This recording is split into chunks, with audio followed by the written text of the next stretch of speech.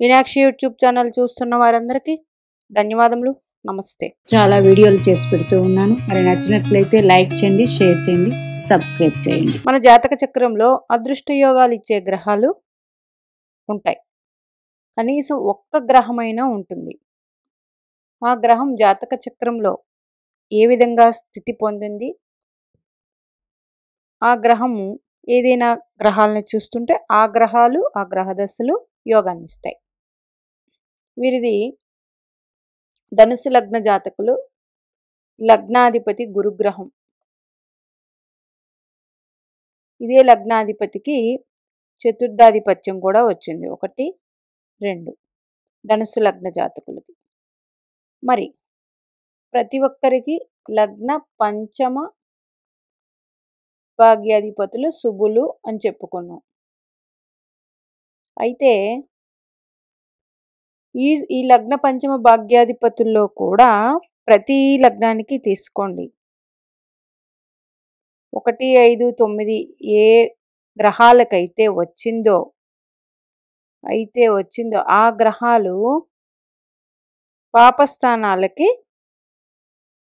ఆధిపత్యం వస్తే కొంచెం బలం తగ్గినట్టు.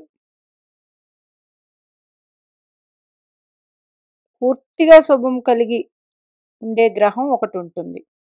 ఇప్పుడు ఈ జాతకం తీసుకుంటే ధనుసు లగ్నం, చతుర్థాధిపతి, లగ్నాధిపతి. లగ్నం అంటే కేంద్రం కోణం, చతుర్థం అంటే కేంద్రం, అంటే గురుడు శుభుడు.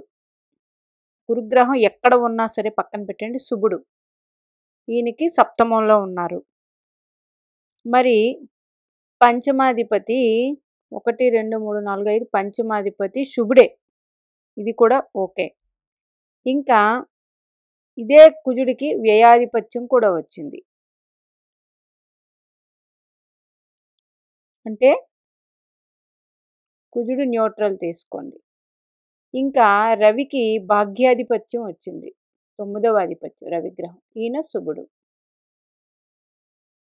అంటే ఈ జాతకంలో రవిగ్రహం, గురుగ్రహం శుభులు. ఎవరు? ధనుసు లగ్నం వారికి గురువు రవే శుభులు.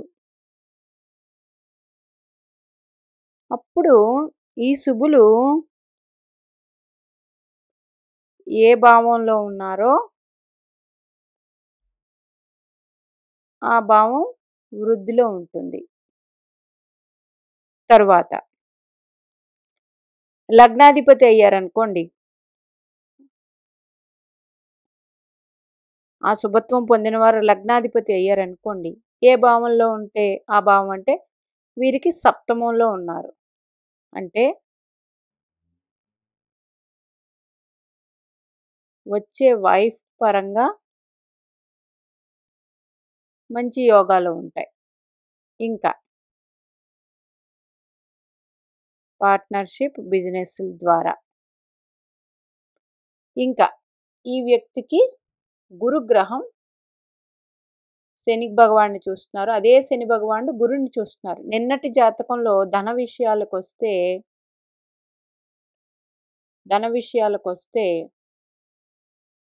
ఎవరికైనా ద్వితీయాధిపతి గురుగ్రహం పరస్పర వీక్షణ ఉంటే వెరీ గుడ్ ధన విషయంలో అని చెప్పాను. అట్లాగే ద్వితీయాధిపతి ఏ రాశిలో ఉన్నారో ఆ రాశ్యాధిపతి గురుగ్రహం కలిసి ఉన్న వీక్షణ ఉన్న మంచిదే. అయితే ఇక్కడ చూడండి, ద్వితీయాధిపతి తృతీయాధిపతి అయిన శని భగవానుడు లగ్నంలో స్థితి పొంది ద్వితీయ కారకుడు గురునితో చూడబడుతున్నారు. అట్లాగే తృతీయ కారకుడు కుజుడితో కూడా చూడబడుతూ ఉన్నారు శని భగవానుడు. అంటే వీరికి చాలా ధైర్యము ఎక్కువ, అట్లాగే ధనం అనేది వీరి జీవితాంతం మంచిగా సంపాదిస్తారు.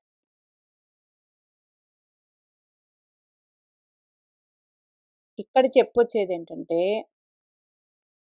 మీ జన్మ జాతక చక్రంలో అదృష్ట గ్రహాలు ఏవో మీరు రాసుకోండి. ఇక్కడ నేను ఒక పట్టిక వేశాను కదా! లగ్న పంచమ భాగ్యాధిపతులు. వీరికి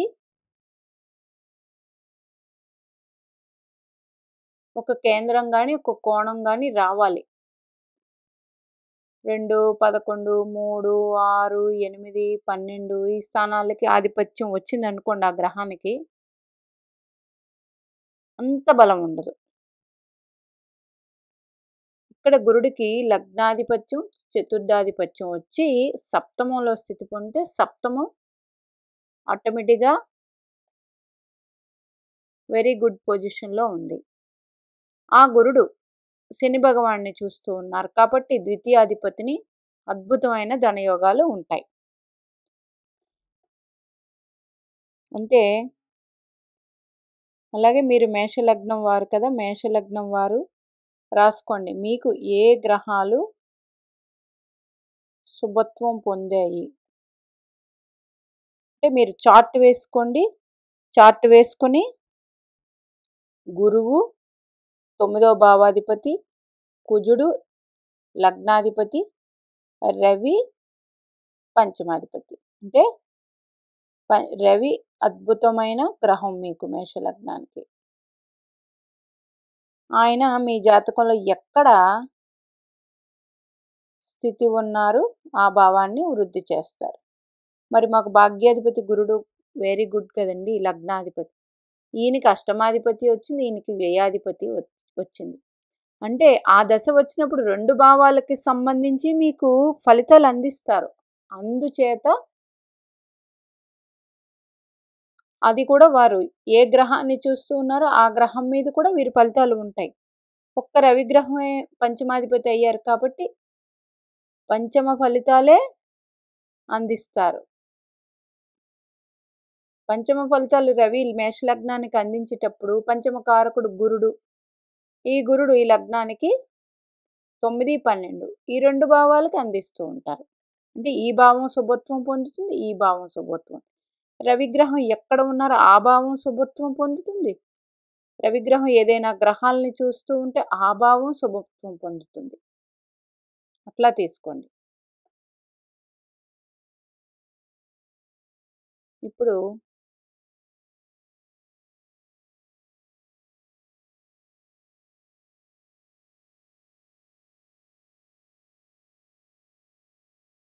ఒక ఉదాహరణ తీసుకుందాం. తుల లగ్నం. లగ్నాధిపతికి అష్టమాధిపత్యం వచ్చింది. నెక్స్ట్ ఒక కేంద్రం, ఒక కోణం ఆధిపత్యం వచ్చిన గ్రహం ఏంటి? శని భగవానుడు. అంటే శని భగవానుడు తులా లగ్నానికి సూపర్ స్పెషాలిటీ గ్రహం. ఆయన ఏ భావంలో ఉంటే ఆ భావం వృద్ధి చేస్తారు. ఆయన ఏ గ్రహాల్ని శని భగవానుడికి వచ్చింది కాబట్టి మీకు అద్భుతం ఏంటంటే ఆయనకి 3, 7, 10 దృష్టిలు ఉన్నాయి. ఆ గ్రహాలు కూడా యోగాన్ని ఇస్తాయి. యోగకారకం అయ్యింది కాబట్టి. అట్లాగే ఆయన ఎక్కడ ఉన్నారో అక్కడి నుంచి డైరెక్ట్‌గా చూసేది సప్తమ దృష్టి. అంటే ప్రతి గ్రహానికి 7వ దృష్టి ఉంటుంది కదా! అంటే డైరెక్ట్ యాస్పెక్ట్ అంటారు ఇది.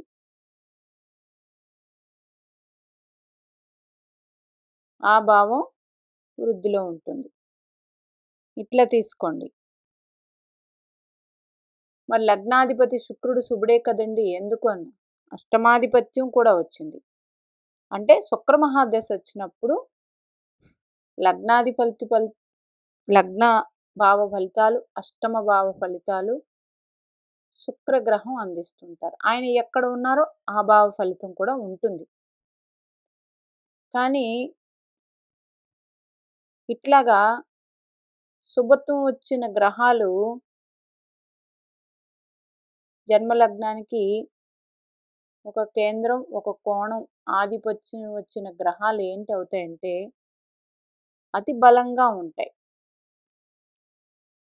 అవి మీరు ఏ లగ్నం వారైతే అవి మీరు చార్ట్‌లో గీసుకొని చూడండి. అతి సులువుగా అర్థమవుతుంది. ఎట్లాగా? 1, 5, 9 అధిపతులు ఎవరో రాసుకోండి. ఈ ఒకటో లగ్నానికి ఏదైనా పాపాధిపత్యం వచ్చిందా? పంచమానికి పాపాధిపత్యం వచ్చిందా? భాగ్యానికి పాపాధిపత్యం వచ్చిందా? అట్లా వస్తే ఇబ్బందైతే ఉండదు. ఆ వేరే భావానికి ఆధిపత్యం వచ్చింది కదా! అది కూడా ఆ దశలో ఆ భావానికి సంబంధించిన ఫలితాలు మరి అందిస్తుంది. అట్లా కాకుండా ఒక చతుర్థానికి, ఒక పంచమానికి ఆధిపత్యం వచ్చిన గ్రహం అనుకోండి. ఈ 2 భావాలే. అట్లా కాకుండా భాగ్యానికి, దశమానికి వచ్చిందనుకోండి. ఈ 2 భావాలే.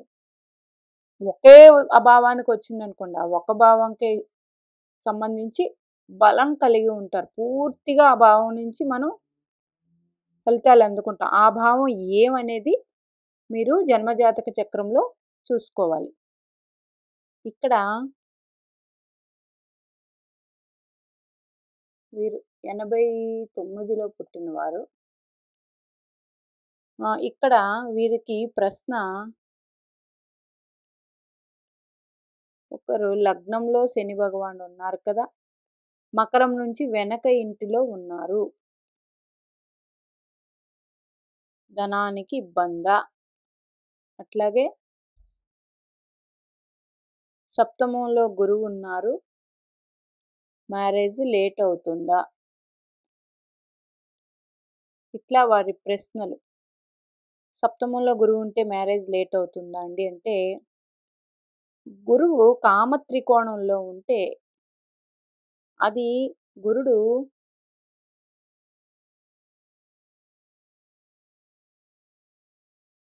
ధర్మక్షేత్రాలకైతే మంచి బలాన్ని అందిస్తారు. అంటే 1, 5, 9 క్షేత్రాలకి. కామత్రికోణం అంటే 3, 7, 11. అంటే ఇది ఒక వ్యక్తికి కోరికలు కలిగించే స్థానం. గురువు అంటే ఏంటి? ఆధ్యాత్మికత ప్లస్ ఇవన్నీ. గురువు అంటేనే నియమ నిబంధనలు ఇవన్నీ. కాబట్టి ఇక్కడ సప్తమంలో అంత మంచి ఫలితాలంటే మ్యారేజ్ విషయంలో వీరికి గురువు సప్తమంలో ఉన్నోళ్ళకి లేటు ఉంటుంది. కానీ వ్యక్తిత్వంగా చాలా మంచి మనిషి ఉంటారు. అట్లాగే ఆలోచన తీరు ఇవన్నీ రకాలు బావుంటాయి. మ్యారేజ్ అనే విషయానికి కొంచెం అసంతృప్తికరంగా ఉంటుంది. మరి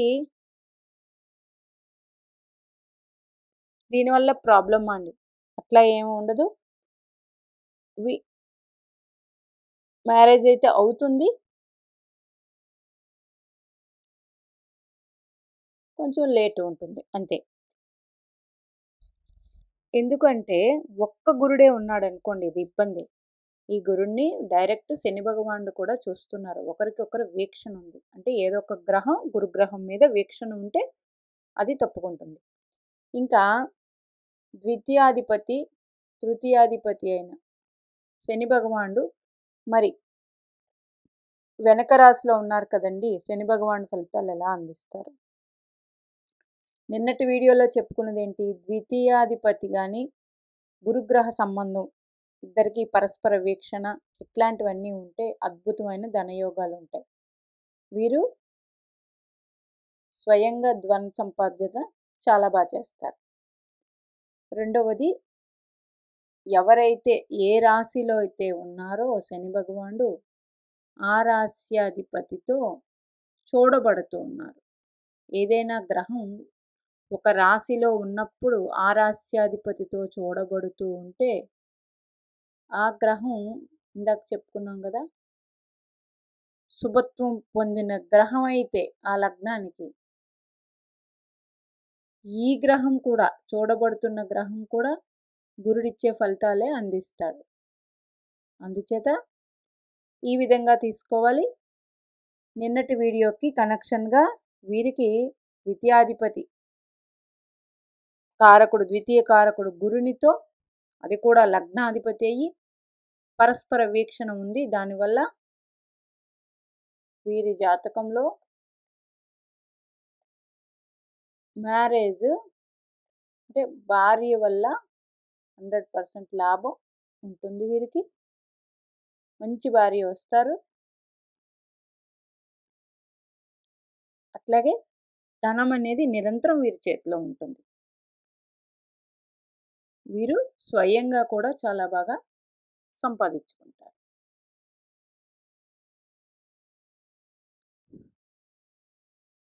అందుకని తృతీయంలో కానీ సప్తమంలో కానీ లాభంలో కానీ గురుగ్రహం ఉంటే ఎవరికైనా సరే ఆ గురుణ్ణి ఏదైనా గ్రహం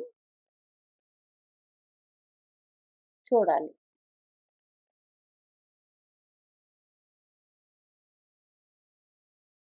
ఇప్పుడు 3, 7, 11 మనిషి జీవితానికి భూమి మీద ఉన్నప్పుడు కావలసినవి ఏమేమి కావాలో అవన్నీ ఇచ్చే, కోరికలు ఇచ్చే స్థానాలు. ఆ స్థానాల్లో గురువు ఉన్నప్పుడు ఆ గురువుని కంపల్సరీ ఏదో ఒక గ్రహం చూడాలి. అట్లాగే గురుగ్రహం కూడా ఎక్కడ ఉన్నా సరే మీ జన్మజాతక చక్రంలో ఏదైనా ఒక గ్రహంతో చూడబడుతూ ఉండాలి. ఎందుకు అంటే కాలపురుష కుండల చక్రానికి భాగ్యం 12వ అధిపతి కూడా అయ్యారు. 12 అంటే లాస్ట్ రాశి. ఇది మోక్ష త్రికోణం.